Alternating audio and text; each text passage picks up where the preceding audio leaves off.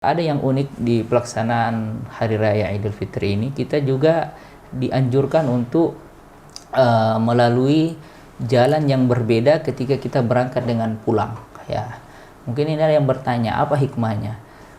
Kalau kita membaca penjelasan para ulama kita, maka ulama kita memberikan uraian di antara hikmah kita diperintahkan untuk melalui jalan yang berbeda ketika kita pergi dan pulang, agar kita bisa berjumpa dengan berbagai macam, dengan banyak saudara-saudari muslim kita, banyak tetangga-tetangga kita.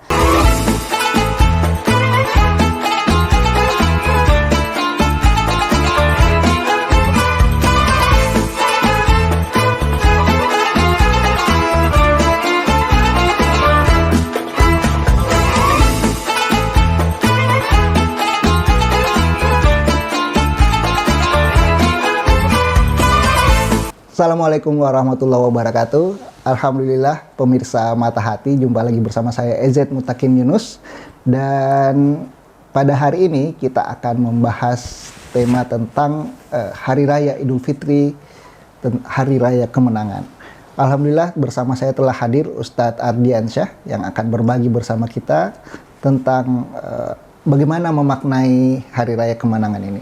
Assalamualaikum Ustadz. Waalaikumsalam warahmatullahi wabarakatuh. Sehat, alhamdulillah. Alhamdulillah, terima kasih sudah diberikan waktu untuk berkunjung silaturahim di sini. Terima kasih banyak malah saya Ustadz sudah bisa hadir. Saya langsung nanya aja Ustadz ya. Iya, silakan. Besok kan kita akan merayakan Hari Raya Idul Fitri Ustadz. Alhamdulillah, insyaallah. Apa sih makna Idul Fitri ini buat umat muslim?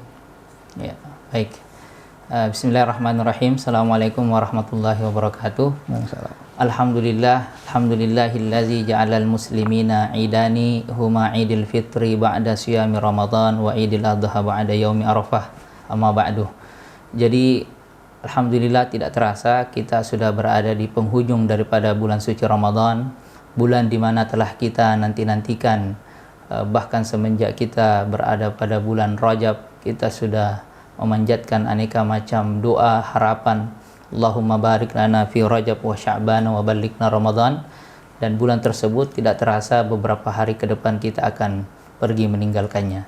Namun alhamdulillah di penghujung daripada Ramadan kita akan berjumpa dengan satu hari raya di mana dijelaskan di dalam hadis Nabi SAW bahwa umat Islam ketika Nabi masuk ke kota Madinah pada tahun kedua Hijriah, disyariatkannya puasa di bulan suci Ramadan.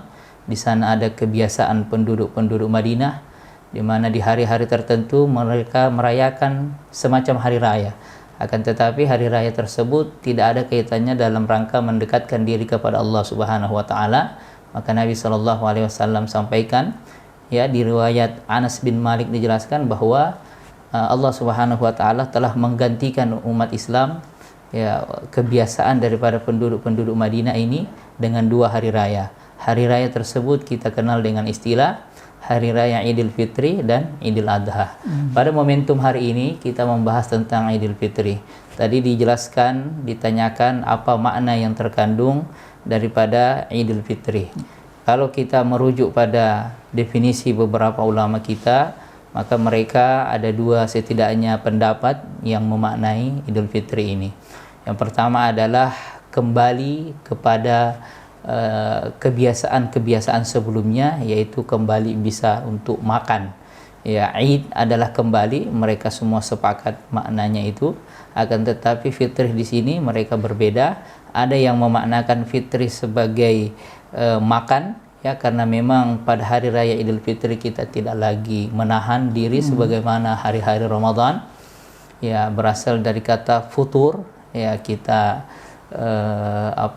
sarapan, iftar, buka puasa, maka dikatakan dari asal kata itulah fitri. Jadi kembali bisa makan sebagaimana hari-hari lainnya. Ada juga yang memaknakan fitri di sini adalah fitrah, ya, yang dimanakan dengan fitrah sebagaimana hadis Nabi SAW, ma min mauludin illa yuladu alal fitrah, tidak ada bayi yang lahir kecuali lahir dalam kondisi fitrah, lahir dalam kondisi suci, ya, bersih, bagaikan tidak ada noda dan dosa. Maka makna yang kedua ini yang ditonjolkan oleh beberapa ulama kita dan masyarakat kita bahwa Idul Fitri ini adalah seperti kita kembali suci, bersih karena melalui dengan berbagai macam ibadah selama bulan suci Ramadan. Maka inilah dua makna yang menonjol, namun apapun itu intinya Idul Fitri adalah hari raya kemenangan, hari raya di mana kita ya mengagungkan, membesarkan Allah Subhanahu wa taala,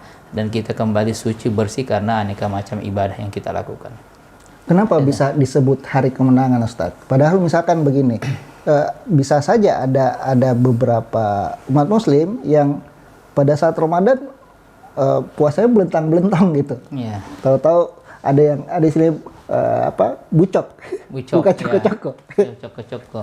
Itu kan tidak layak sebenarnya untuk meraih kemenangan. Kenapa bisa disebut hari raya kemenangan? Jadi memang pada saat kita merayakan Idul Fitri atau berlebaran, memang semua orang diperbolehkan tentunya untuk merayakan lebaran tersebut.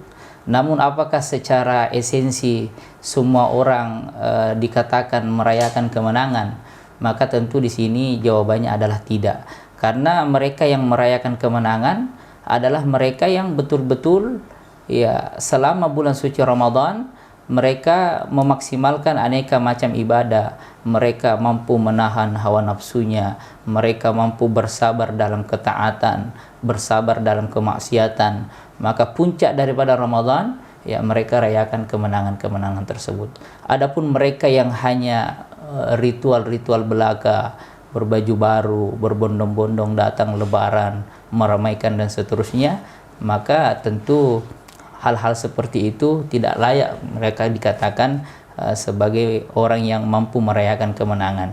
Karena ungkapan ulama kita ya dikatakan bahwa laisal id bilibasil jadid ya walakinnal id ya bitta'ati yazid, ya seperti itu. Jadi bukan orang yang merayakan Idul Fitri itu orang yang berbaju baru, berpakaian mewah dan seterusnya, akan tetapi yang merayakan kemenangan itu adalah mereka-mereka yang ketaatannya bertambah selama pelaksanaan amaliyah ibadah di dalam bulan suci Ramadan. Seperti itu. Jadi hakikat yang sebenarnya untuk kita mengisi hari raya Idul Fitri itu gimana, Ustaz? Bukan berarti wajib berbaju baru, bukan juga berarti harus biasanya kan kita ngecat rumahnya terus beli dekorasi-dekorasi yang baru begitu ya. Nggak harus gitu, Ustaz ya? Ya, tidak harus. Melainkan ya merayakan momentum hari raya ini ya itu tadi harus dengan ketaatan-ketaatan kita bertambah ya, dengan cara kita melestarikan nilai-nilai yang terkandung di dalam bulan suci Ramadan. Yang dulunya mungkin kita banyak melakukan ya infak sedekah, maka di momentum hari kemenangan dan seterusnya itu ya kita senantiasa memperbanyak infak sedekah. Dulu kita banyak membaca Al-Quran ya, banyak melakukan sholat di waktu malam dan seterusnya. Maka nilai-nilai yang terkandung di dalam Ramadan itulah yang kita senantiasa lestarikan di momentum hari raya Idul Fitri dan seterusnya. Karena dengan itulah ya ketaatan-ketaatan kita bertambah, ada athar, ada bekas-bekas pelajaran yang kita dapat di dalam bulan suci Ramadan, seperti itu. Ada juga ini, Ustaz, kebiasaan umat Muslim di Indonesia ya. Pada saat Idul Fitri adalah momentum untuk saling memaafkan. Cuman saya melihatnya begini, kadang ada beberapa orang yang ya sudahlah nanti kita minta maafnya pada saat Idul Fitri, padahal kan tidak ada jaminan, Ustaz. Jangan sampai kita nggak sampai di Idul Fitri, tahu-tahu dosa-dosa kita lupa untuk meminta maaf pada orang yang kita buat kesalahan itu. Gimana itu, Ustaz? Ya, jadi mengkhususkan untuk meminta maaf pada momentum hari raya Idul Fitri ini yang keliru. Tapi menggunakan momentum Idul Fitri untuk meminta maaf, ya maka itu tentu juga tidak menjadi masalah. Karena kita umat Islam tentu memiliki keyakinan, ya ketika kita berpuasa dalam bulan suci Ramadan, ya melakukan qiyamul lail, dosa-dosa kita kan diampuni. Dan aneka macam ibadah. Tapi di sini dimanakan adalah dosa kita kepada Allah Subhanahu wa taala. Dan bagaimana dengan dosa sesama manusia? Sedangkan di momen Idul Fitri kita dikatakan bagaikan bayi yang baru keluar dari perut ibu, bersih, tanpa noda dan dosa. Maka tentu di antara syaratnya mungkin dosa kita kepada Allah diampuni, tapi dosa kepada sesama manusia inilah yang kita tebus dengan maaf memaafkan. Tapi bukan berarti di luar daripada Idul Fitri tentu tidak saling meminta maaf jika ada kesalahan, ya. Karena memang Nabi Shallallahu Alaihi Wasallam katakan, ya kullu bani Adam khata'un wa khairul khata'in at-tawwabun, ya. Semua manusia itu, semua anak cucu Adam pasti berdosa, pasti melakukan kesalahan, dan sebaik-baik mereka yang bersalah adalah mereka yang menyegerakan diri untuk taubat, ya. Taubat itu kan syaratnya, ya, ketika kita melakukan dosa kita bertobat, maka kita harus menyesali perbuatan yang kita lakukan. Kita berazam, berjanji tidak melakukan kemaksiatan berikutnya. Dan yang ketiga, kita mengisi hari-hari ke depan dengan berbagai macam amal soleh. Dan ditambah yang keempat, ketika dosa sesama manusia, maka kita harus saling afina anin nas, saling maaf memaafkan sesama kita. Maka ketika kita memiliki kesalahan dengan saudara-saudari, kita bersegera meminta maaf. Tapi ketika Idul Fitri juga, ya, kita menggunakan momentum tersebut karena Ramadan, aneka macam ibadah yang kita lakukan kita telah dimaafkan, dan kita mau juga bagaimana orang-orang yang ada di sekitar kita, keluarga, tetangga juga memberi maaf kepada kita, sehingga sempurnalah kesucian kita sebagaimana dikatakan bagaikan bayi, ya, yang baru lahir dari perut ibu kita tanpa noda dan dosa. Jadi mungkin seperti itu. Apa memang harus begini, Ustaz? Harus ketika meminta maaf gitu ya, apakah memang kita harus ketemu langsung dengan orangnya, atau ini kan begini, karena ada fenomena lain ketika menjelang Idul Fitri, kita tahu nih di Indonesia nih apalagi tuh ada kebudayaan kita, budaya mudik. Iya, budaya mudik. Yang akhirnya juga salah satu alasannya biasanya pada mudik karena pengen ketemu dengan keluarganya langsung. Yeah. Apakah memang harus berminta maaf itu harus ketemu langsung, atau boleh saja gitu dari jauh? Bagaimana kalau pandangan Islam mengenai itu, Ustaz? Ya, esensi daripada meminta maaf adalah tentu ini urusan hati, ya. Ketika kita telah memaafkan saudara kita, kita mengikhlaskan kesalahan-kesalahan mereka dan seterusnya, maka sesungguhnya ini telah selesai perkara maaf memaafkan, dan tidak terbawa hingga nanti kita meninggal dunia. Karena di antara perkara yang terus berjalan adalah ketika kita masih ada dosa, kita mesti menebus. Bagaimana Nabi sampaikan, di hari kemudian nanti ada orang yang rugi, ya, dia masuk neraka bukan karena tidak sholat, bukan karena amalnya kurang, melainkan banyak orang yang dulu dia zolimi tidak sempat meminta maaf. Ketika kita sudah saling memaafkan, saling ikhlas mengikhlaskan, saya rasa sudah selesai. Namun kenapa kita umat Islam khususnya di Indonesia memanfaatkan momentum Ramadan ini sebagai momentum untuk bisa bertatap muka, bertemu langsung dengan keluarga? Karena disinilah momentum yang negara kita juga menyediakan sarana tersebut. Ya, di situ ada libur panjang, banyak penduduk-penduduk yang ada di daerah, di kabupaten kota, bekerja di kota-kota besar, sehingga ketika Ramadan, di penghujung Ramadan, di Idul Fitri, di situ banyak libur panjang, maka digunakanlah momentum itu. Dan juga sebagai sarana, ya, untuk mempraktekkan hadis Nabi. Apa kata Nabi Sallallahu Alaihi Wasallam? Siapa yang ingin dipanjangkan umurnya, ya, dan siapa yang ingin dimudahkan rezekinya, maka tidak lain dan tidak bukan dia hendaklah menyambung tali silaturahim, ya, bercengkerama, bertemu, ya, bertatap muka dengan saudara-saudarinya yang lain. Saya rasa seperti itu momentum saja yang kita gunakan. Nah, memang ada libur panjang, ya, kapan lagi kita memiliki waktu yang luang untuk berjumpa dengan keluarga, orang tua di kampung, maka momentum Idul Fitri itulah digunakan sebagai momentum terbaik. Dan itu saya rasa luar biasa, ya, tradisi-tradisi kita baik dan tidak melanggar syariat, maka tentu ini patut untuk kita pertahankan. Belum lagi kalau kita pulang ke kampung, kita membawa hadiah, oleh-oleh dan seterusnya, tentu ini memasukkan kebahagiaan kepada hati saudara-saudari, tetangga, keluarga. Itu juga bahagian dari ibadah kepada Allah Subhanahu wa Ta'ala. Seperti itu.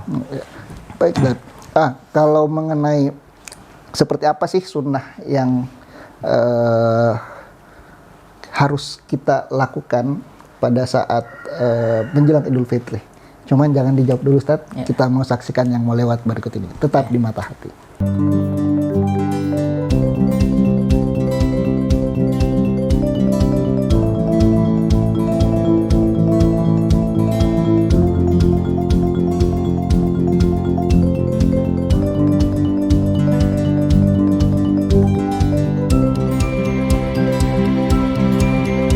Oke, kembali lagi bersama saya EZ Mutakin Yunus di Mata Hati, dan kita akan melanjutkan obrolan kita bersama Ustadz Ardiansyah terkait merayakan Hari Raya Idul Fitri.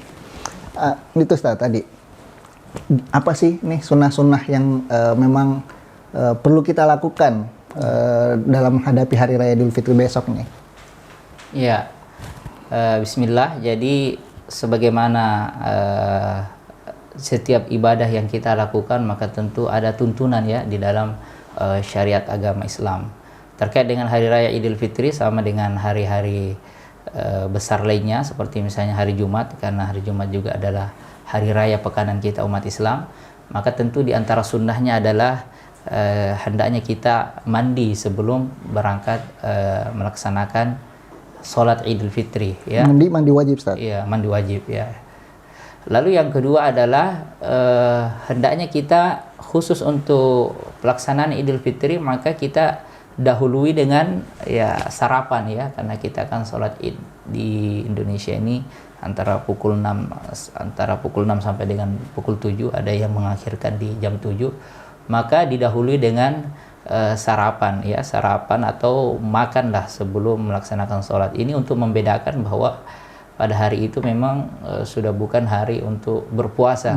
Di situ adalah hari untuk iftar, hari untuk kembali makan ya, sebagaimana hari-hari sebelum Ramadan ya, kita makan, kita sarapan dan seterusnya. Dijelaskan di dalam hadis yang Nabi SAW ya memakan setidaknya 3 biji kurma ketika hendak berangkat sholat Idul Fitri. Lalu yang ketiga adalah memastikan, sebenarnya ini bukan sunnah, ini kewajiban, memastikan bahwa sebelum khatib naik ke mimbar khusus untuk hari raya Idul Fitri, kita mesti memastikan zakat fitri kita itu sudah tersalurkan ya, sudah tersalurkan. Karena ketika kita menunaikan, membayarkan zakat kita, kalau misalnya kita mendistribusikannya sendiri, itu setelah khatib naik ke mimbar ya, setelah pelaksanaan sholat Id, maka tentu itu bukan sudah zakat fitrah lagi, tapi itu terhitung dengan sedekah biasa. Lalu yang keempat, ada yang unik di pelaksanaan Hari Raya Idul Fitri ini, kita juga dianjurkan untuk melalui jalan yang berbeda ketika kita berangkat dengan pulang ya. Mungkin ini ada yang bertanya, apa hikmahnya? Kalau kita membaca penjelasan para ulama kita, maka ulama kita memberikan uraian, di antara hikmah kita diperintahkan untuk melalui jalan yang berbeda ketika kita pergi dan pulang, agar kita bisa berjumpa dengan berbagai macam, dengan banyak saudara-saudari muslim kita, banyak tetangga-tetangga kita, dan dengan kita berjumpa dengan mereka, disitulah kita mengucapkan kalimat-kalimat yang baik ya, kita menyapa, atau justru bisa juga kita gunakan momentum untuk saling memaafkan sebagaimana tradisi yang baik yang berkembang selama ini. Dan paling tidak ya, kita mengucapkan doa kepada mereka ya, taqabbalallahu minna wa minkum siyamana wa siyamakum. Inilah doa yang Nabi ajarkan ketika kita berjumpa dengan saudara-saudari muslim kita di hari raya, apakah hendak berangkat sholat Id maupun pulang dari sholat Id, kita saling mendoakan semoga Allah Subhanahu wa taala menerima segala amal-amal soleh yang kita lakukan selama bulan suci Ramadan.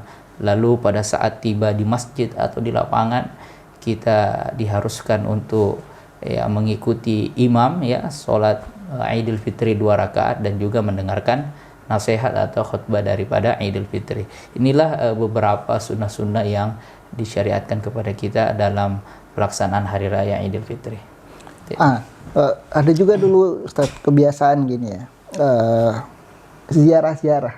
Jadi habis sholat kita tuh berkunjung tuh ke rumah tetangga-tetangga. Cuman dulu, sekarang itu Ustaz saya kok melihat pulang sholat Idul Fitri kebanyakan orang karena kecapean tidur, habis itu udah langsung pergi ke rumahnya juga, ke rumah keluarganya yang jauh. Jadinya nggak ada lagi, malah tetangga yang terdekat malah semakin nggak ada silaturahimnya lagi saat gitu ya. Iya, mestinya kebiasaan-kebiasaan yang dulu itu kami juga sempat dapat ya waktu kami masih kecil, mestinya itu yang dipertahankan karena memang kebiasaan orang-orang Arab ya sampai saat ini kalau kita berlebaran di kota suci Makkah atau Madinah ya, dan juga dijelaskan di zaman Nabi SAW, memang hari raya Idul Fitri ini adalah hari raya berbuka, hari raya untuk makan makanan enak, sehingga sahabat-sahabat dulu ketika datang Idul Fitri mereka menyajikan aneka macam makanan untuk saudara-saudarinya, untuk tetangga-tetangganya, untuk keluarga-keluarganya.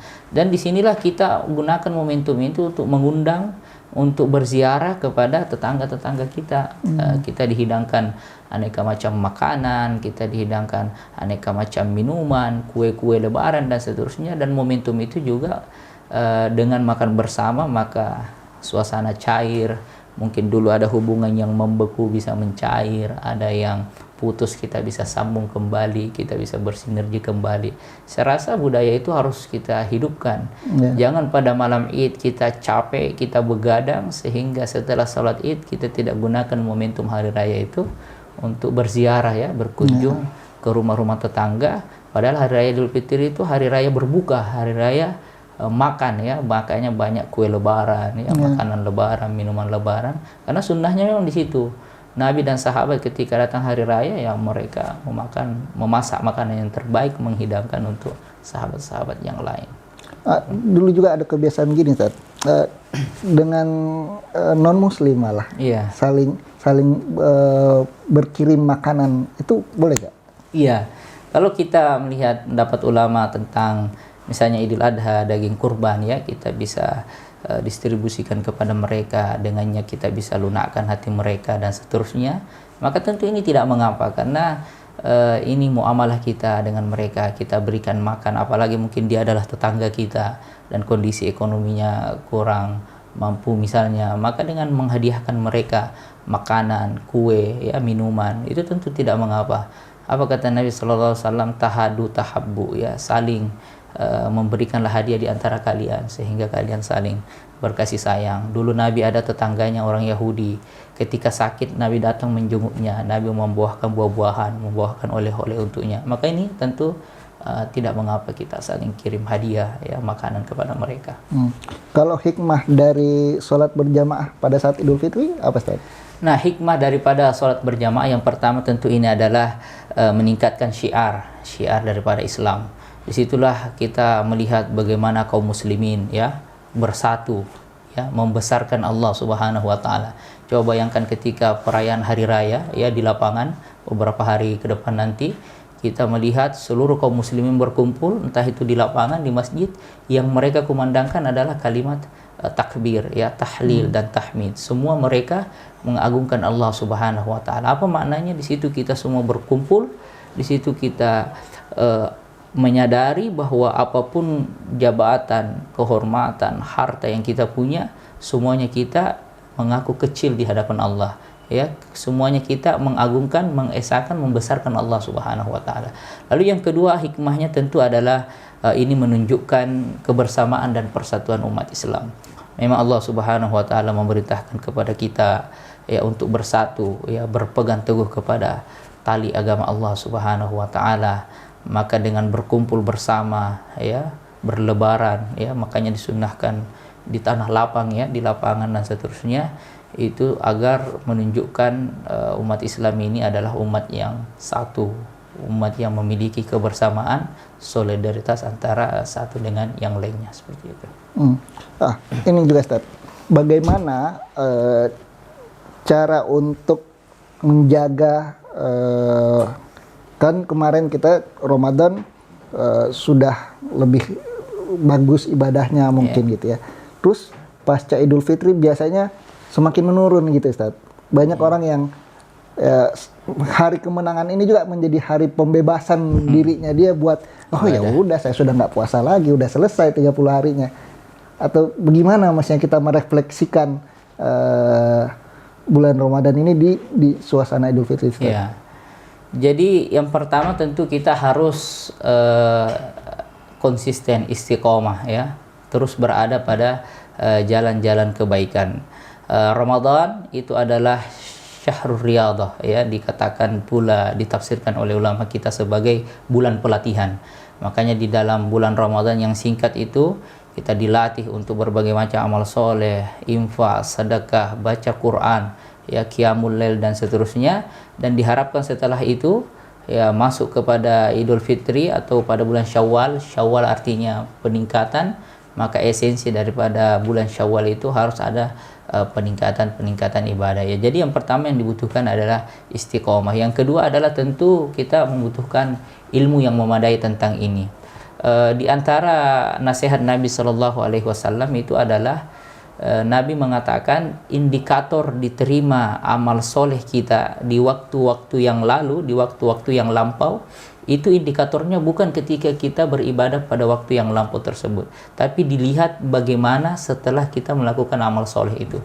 Jadi kalau kita mau melihat apakah puasa Ramadan, amaliyah Ramadan 1 bulan yang kita lakukan ini, apakah diterima atau tidak, maka lihat pada bulan Syawal. Ketika kita istiqomah, ya, kita tetap melanjutkan dengan amal-amal soleh lainnya, maka itu indikator puasa Ramadan kita diterima di waktu yang lalu.